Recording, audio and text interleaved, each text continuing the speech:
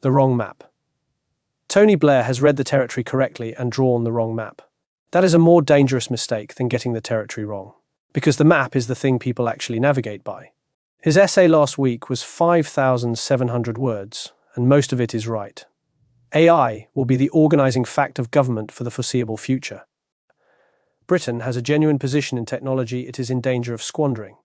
Defence needs a fiscal answer, and the welfare for defence trade-off is at least honest about what it costs. These are not the observations of a man who has lost the thread.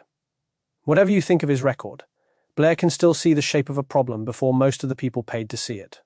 Then he gets to energy, and the map goes wrong. The specific formulation is this: prioritise cheaper energy over net zero. Use what is left of the North Sea. Align Britain with the industrial logic now running out of Washington. He frames it as essential for competitiveness and for taking advantage of AI. And the thing that gives the whole move away, is the argument he reaches for to justify it. Voters, he suggests, are being asked to make financial sacrifices for net zero, when Britain's individual impact on global emissions is minimal. Hold that sentence. We will come back to it. Because it is the same sentence Reform UK uses. And the fact that two people arriving from opposite ends of British politics reach for the identical argument is not a coincidence. It is a structural feature of the problem. First, the territory. The constraint that looks permanent. Anyone who has watched computing for 30 years has seen this film before. Memory was the constraint. Then it wasn't. Bandwidth was the constraint. The thing that made the whole vision impossible. Until it quietly stopped being one. Battery life was the wall everything ran into. Processing speed was the ceiling. Every one of these was, at the time, described by serious people as a fundamental limit on what the technology could become. And every one of them turned out to be an engineering problem that the industry, given enough money and enough motivation, dissolved. The pattern is consistent enough to be worth naming. A constraint appears. It looks permanent, because the current architecture genuinely cannot get past it. The industry treats it not as a fact about the world, but as a problem to be engineered away. And within a decade or two it is gone. A new constraint has taken its place, and everyone has forgotten that the old one was ever supposed to be the end of the road. Energy is the current constraint. The data centers are hungry, the grid is straining, and the demand curves point upward, in a way that makes the whole AI build-out look like it runs headfirst into the laws of thermodynamics. I am not going to tell you that constraint is illusory. It is real. It is now. And the people managing the grid are not making it up. But I am going to tell you that treating a transitional bottleneck as a permanent fact of nature is exactly the mistake the industry has dissolved 4 times already in living memory. And that Blair is building 30-year energy policy on the assumption that this time the wall is real. There is a specific reason the wall looks higher than it is. It is worth slowing down for, because it is the hinge of the whole argument. The accounting error. When energy agencies project demand, they mostly measure primary energy. The raw input. The coal dug up. The gas burned. The oil refined. And here is the thing nobody mentions at the dinner table version of this debate. When you burn fossil fuels to make electricity, you throw away somewhere between 60 and 70% of the energy as waste heat, before it ever does any work. That is not inefficiency anyone is hiding. It is thermodynamics. A gas turbine is mostly a machine for making heat you cannot use. So when you measure energy demand in primary terms, you are measuring all that waste as if it were useful. And when you then project an electrified future on top of that baseline, the numbers look catastrophic. Because you are comparing a clean electron, which does its work and is gone, against a dirty one that came wrapped in 2/3 waste. Shift the accounting to useful energy. The energy that actually turns a motor, runs a server, heats a room. And the picture inverts. Complete electrification does not increase demand on the scale the primary energy figures suggest. In large part, it collapses the waste. You stop burning 3 units to get 1 unit of work. The wall is partly an artifact of how we are measuring the room. This is what I mean by the wrong map. Blair is reading a real constraint through a flawed instrument, and the instrument is making the constraint look like destiny. Now, honesty requires the counterweight, and it is a serious one. What Jevons knew. In 1865, the economist William Stanley Jevons noticed something awkward. As steam engines became more efficient, as they got more work out of each ton of coal, Britain did not burn less coal. It burned more. Efficiency made coal-powered work cheaper. Cheaper work meant more of it, and more of it meant total consumption rose, even as each individual engine sipped where it used to gulp. This is the Jevons paradox, and it is the honest objection to everything I have just said. If electrification makes energy cheaper and cleaner per unit of work, the price of doing energy-intensive things falls, and we may simply do far more of them. The efficiency gain gets eaten by the expansion. The waste collapses, and the demand climbs anyway, because now the demand is for things we previously could not afford to want.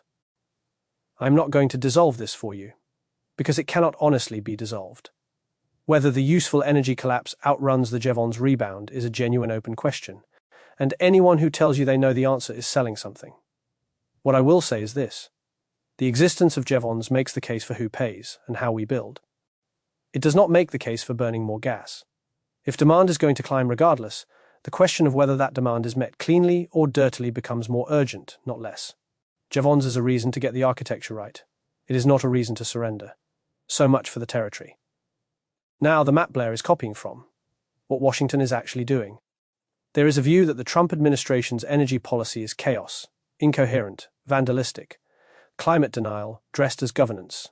I want to argue the opposite, because the opposite is more frightening and more useful to understand. The Trump AI Action Plan, published last summer, does something very precise.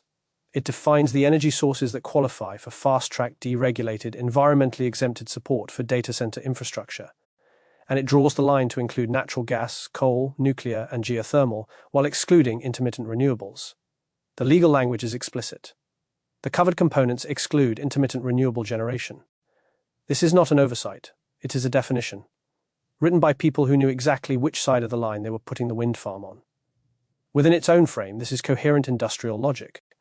The frame is the electron gap, the claim that whoever generates the most power wins the AI race, and that America is losing it to China. And the headline figure everyone now repeats comes from this. China added 429 gigawatts of new generating capacity in a single year, more than a third of the entire installed capacity of the American grid, while the United States added around 51. That number is real. China does generate well over twice the electricity America does and is widening the lead. The electron gap is not invented. But look at where the 429 gigawatts came from. Of that figure, 277 gigawatts was solar, 79 was wind. More than 80% of the capacity that has Washington in a panic about losing the electron race was built from precisely the sources the American plan excludes from qualifying for the race. The country winning the electron gap is winning it with a technology the country that is losing has decided does not count. Sit with that. Because it is the whole argument in a single fact. The electron gap panic is being used to justify gas and coal. The nation generating the panic did it with sun and wind. Which brings us to why the plan is drawn the way it is. And here I move from documented fact to inference. I will mark the line clearly, because that is the discipline this project runs on. Computational exceptionalism. What is documented is the policy, and its exclusions.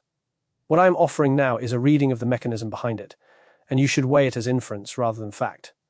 The reading is this.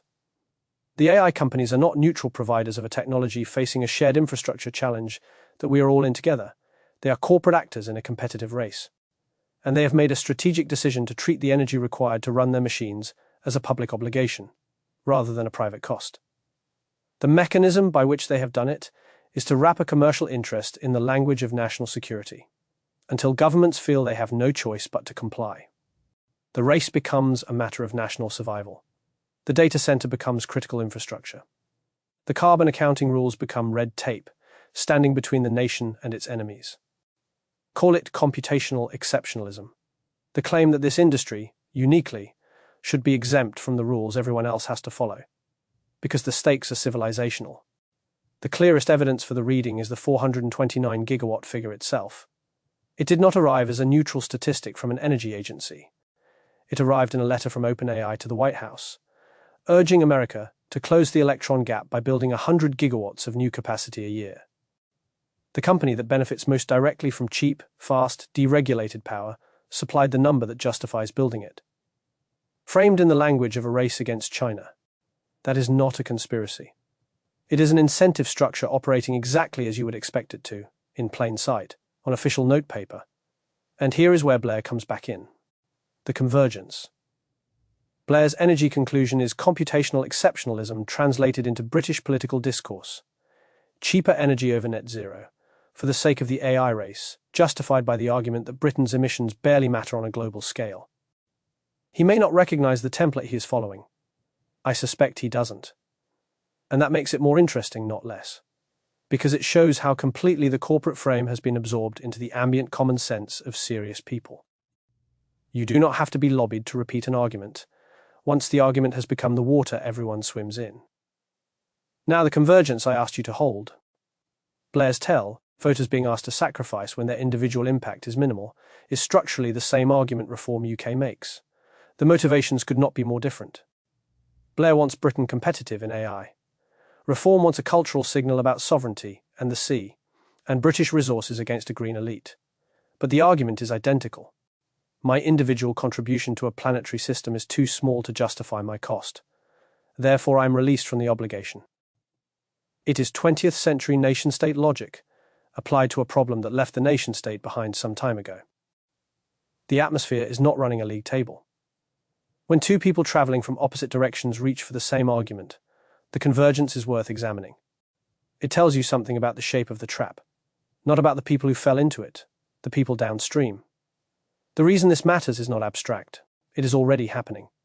And it is happening to specific people. A single large data center can draw as much power as the city of New Orleans. Roughly 2/3 of the world's web traffic moves through a cluster of data centers in Northern Virginia, which cool themselves by evaporating water drawn from the Potomac. A reminder that a data center is not only an electricity problem, it is a water problem. And the water comes from a river that other people also depend on. And the companies are now beginning to leave the public grid altogether. Private gas turbines, dedicated nuclear lines, fuel cells, their own generation, on their own terms. Which sounds at first like exactly what I'm about to argue they should do. But watch the sequence. They cluster on the public grid. They drive the congestion that forces expensive upgrades. And then they exit to private supply, leaving the ordinary ratepayer to fund the upgrades caused by the demand the company has now taken elsewhere. The cost is socialized, the supply is privatized. And in documented cases, after severe weather, deregulated grid operators have restored power to server farms ahead of private homes. This is not new in its shape, only in its hardware.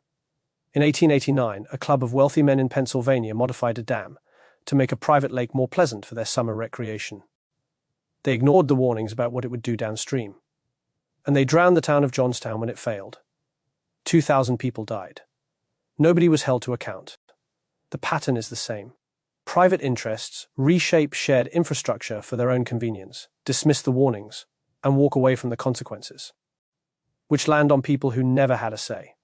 The only thing that has changed is that the water is now also electricity, and the lake is a server farm. So what is the alternative? Because a critique that does not carry a buildable answer is just a complaint with footnotes. The buildable answer, the honest counterposition, is simple, and it is not anti-technology. It is the polluter pays principle applied to energy security. The companies generating the demand should own the infrastructure that solves it, not as a future commitment, not as a carbon accounting arrangement that nets out on a spreadsheet, but as a condition of connection and planning permission. Demonstrated clean power provision before you switch the machines on. If you want to build a data center here, you build the clean power station that runs it. And you do something with the heat. A data center is physically an enormous electric boiler. It converts almost all of the power it draws into low-grade heat. And the only question is whether that heat goes up a cooling tower or into people's homes. Locate the thing where there is a district heating network to feed, and the waste becomes a warm flat in winter. Locate it where clean generation is abundant, rather than where land is cheap, and the grid stops being the battleground. This is not a fantasy. France is already positioning its nuclear fleet exactly this way, as firm, clean, contractable baseload that competitors cannot easily match, an AI advantage built out of a grid decision made decades ago. European nations with existing district heating networks and serious infrastructure regulation are structurally better placed to capture data center waste heat as a national asset than the fragmented American grid, which is currently sitting in a 7-year queue for connections, because nobody planned the thing as a whole. There is a name for the model where governments collectively decide that an industrial adjustment is an obligation companies must meet, rather than a cost society absorbs on their behalf. It is the Montreal Protocol, the agreement that closed the hole in the ozone layer by making the chemical industry fund its own transition, and which worked. Montreal is the answer to Blair and to Trump in one historical fact. The energy transition is a cost the companies should carry, not one we should carry for them.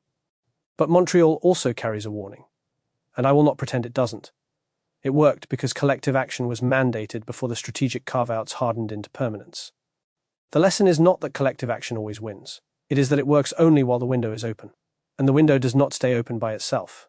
The North Sea, briefly. One last thing, because it is the cleanest illustration of the whole confusion. The North Sea expansion that Blair and Reform both reach for does not even answer the question being asked. North Sea gas feeds the gas grid. Data centers need firm, contractable, directly supplied power. The two are not the same pipe. Reform are answering a question the data center industry is not asking. And the answer happens to serve Shell, BP, and the fossil capital that funds the networks they operate within. The policy is dressed as sovereignty, and the sea, and British resources against a green elite. Underneath the costume, it is a transfer. That is not a mistake in the policy. That is the policy. Where this leaves you. Blair's diagnosis is largely correct. AI will define the next phase of government. Britain has a real position to defend. The fiscal pressures are real. The strategy is the problem.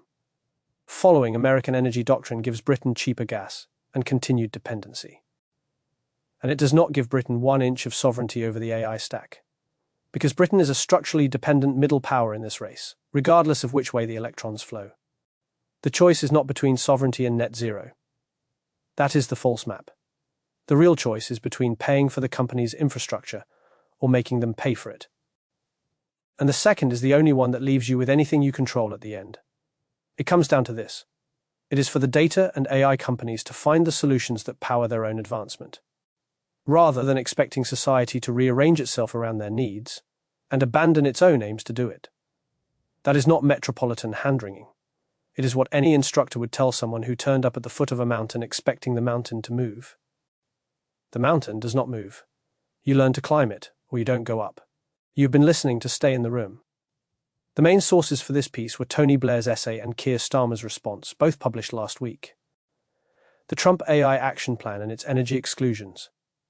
China's generating capacity figures for 2024. And OpenAI's letter to the White House on the electron gap.